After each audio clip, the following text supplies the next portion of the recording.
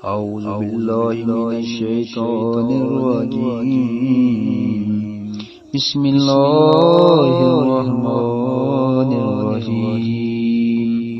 اللهم صل على محمد وعلى آل محمد كما صليت على إبراهيم وعلى آل إبراهيم إنك حميد مجيد. اللهم بارك على محمد وعلى آل محمد كما باركت على إبراهيم وعلى آل إبراهيم إنك حميد مجيد.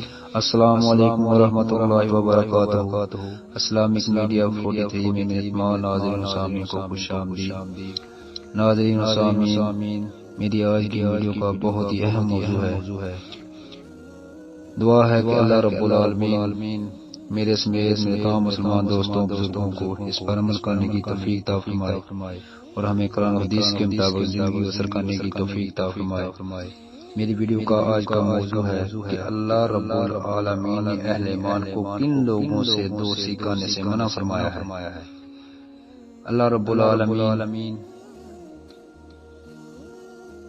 اپنی قرآن مجید فرقان حمید سورہ مائدہ آیت نمبر 51 میں ارشاد فرماتا ہے: یا ایھا الذین آمنوا لا تتخذوا اليہود والنصارى اولیاء بعضهم اولیاء بعض ومن يتولهم منكم فإنه منهم إن الله لا يهدي القوم الظالمين. اہل ایمان والو، تم یہود و نصارہ کو دوست نہ بناؤ، یہ تو آپس میں ایک دوسرے کے دوست ہیں. تم میں سے جو بھی ان میں سے کسی سے دوستی کرے وہ بے شک انہی میں سے ہے. ظالموں کو اللہ تعالیٰ ہرگز راہ راست نہیں دکھاتا. اس میں اللہ رب العالمین نے ہمیں یہود و نصارہ سے دوستی کرنے سے واضح طور پر روکا ہے. اللہ رب العالمین فرماتا ہے جو بھی ان سے دوستی کرے گا وہ ظالموں میں شمار ہو جائے گا. حدیث مبارکہ میں ہے یُعْرِضُونَ عَنْ حُکْمِکَ بِمَا أَنزَلَ اللَّهُ عَلَيْکَ وَيَتَوَلَّوْنَ عَنْهُ وَيَبْتَغُونَ حُکْمَ الْجَاہِلِیَّةِ. تیرے اس فیصلے سے جو اللہ تعالیٰ نے تجھ پر نازل کیا ہے یہ اعتراض کرتے ہیں اور پیٹ پھیرتے ہیں اور جاہلیت کے طریقوں کے متلاشی ہیں.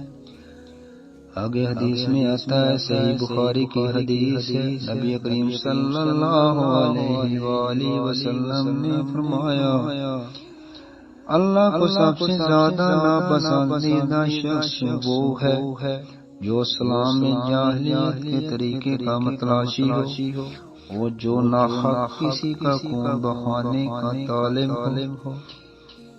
اس میں یہود و نصارہ سے محبت کا رشتہ قائم کرنے سے منع کیا گیا ہے جو اسلام کے اور مسلمانوں کے دشمن ہیں اور ان پر اتنی سخت وعید فرمائی ہے کہ جو ان سے دوستی رکھے گا وہ انہی میں سے سمجھا جائے گا. مزید سورہ آل عمران آیت نمبر 28 اور آیت نمبر 118 دیکھیے. اس میں بھی اللہ رب العالمین نے ہمیں یہود و نصارہ سے دوستی کرنے سے منع فرمایا ہے.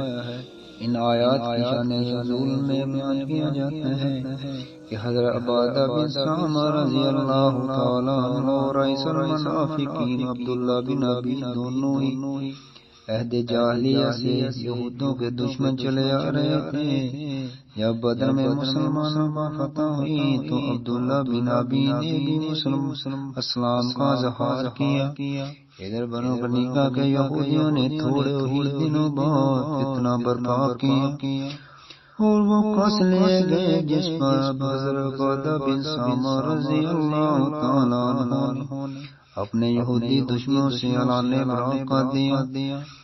لیکن عبداللہ بن ابی نے اس کی برعکس یہودیوں کو بچانے کی ہر ممکن کوشش کی جس پر یہ آیات نازل ہوئی. دوسری جگہ اللہ رب العالمین سورہ مائدہ میں فرماتا ہے یا ایھا الذین آمنوا لا تتخذوا الذین اتخذوا دینکم ہزوا ولعبا من الذین اوتوا الکتاب من قبلکم والکفار اولیاء واتقوا اللہ ان کنتم مؤمنین وَإِذَا نَادَيْتُمْ إِلَى الصَّلَاةِ اتَّخَذُوهَا هُزُوًا وَلَعِبًا ذَلِكَ بِأَنَّهُمْ قَوْمٌ لَا يَعْقِلُونَ. مسلمانوں ان لوگوں کو دوست نہ بناؤ جو تمہارے دین کو ہنسی کھیل بنائے ہوئے ہیں، خواہ وہ ان میں سے ہیں جو تم سے پہلے کتاب دیے گئے یا کفار ہوں.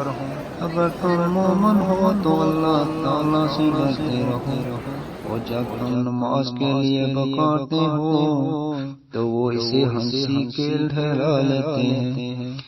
یہ اس واسطے کہ یہ بے عقل لوگ ہیں. اہل کتاب سے یہود و نصارہ اور کفار سے مشرکین مراد ہیں. یہاں پھر یہی تاکید کی گئی ہے کہ دین کو کھیل مذاق بنانے والے چونکہ اللہ اور اس کے رسول کے دشمن ہیں، اس لیے ان کے ساتھ اہل ایمان کی دوستی نہیں ہونی چاہیے. اس سے آپ کو ثابت تو ہو ہی گیا ہو کہ اللہ رب العالمین نے ہمیں کن لوگوں سے دوستی نہ کرنے کا حکم دیا ہے.